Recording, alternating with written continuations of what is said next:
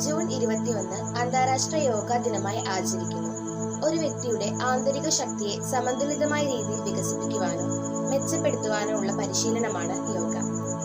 പൂർണ്ണമായ ആത്മസാക്ഷാത്കാരത്തിനുള്ള പാതയാണിത്. യോഗ എന്ന സംസ്കൃത വാക്കിന് ചേർച്ച എന്നാണ് അർത്ഥം.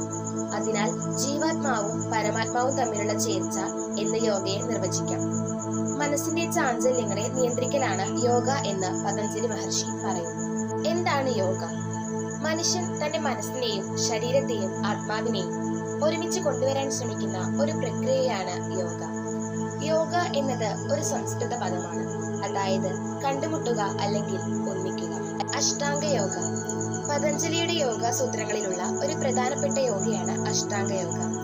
ഇത് പ്രധാനമായും ശരീരഭാരം കുറയ്ക്കുന്നതിന് വേണ്ടിയാണ് ഉപയോഗിക്കുന്നത്.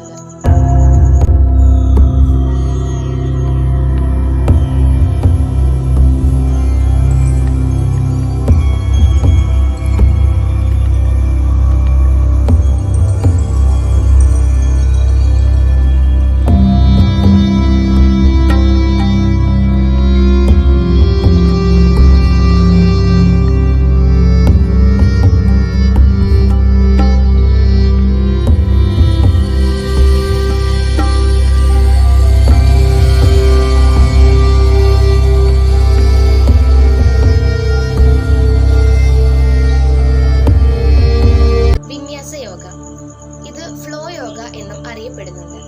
ഈ വിന്യാസ എന്ന വാക്കിന് തന്നെ രണ്ട് അർത്ഥതലങ്ങളുണ്ട്.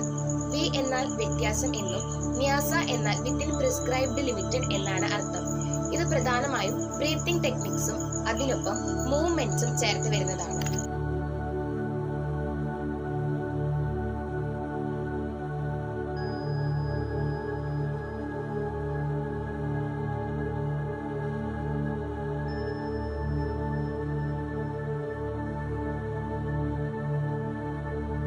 അസ്ഥികൾ, സന്ധികൾ, ശരീരത്തിന്റെ മറ്റു ഭാഗങ്ങൾ എന്നിവയുടെ ആരോഗ്യം കൃത്യമാക്കുന്നതിനും ആരോഗ്യത്തിനും യോഗ വളരെയധികം സഹായിക്കുന്നുണ്ട്.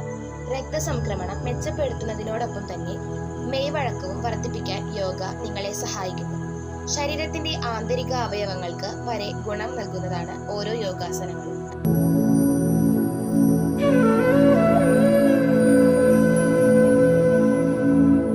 യോഗ ഒരു പ്രകാശമാണ്. അത് ഒരിക്കൽ ചെയ്താൽ ഒരിക്കലും മങ്ങുകയില്ല.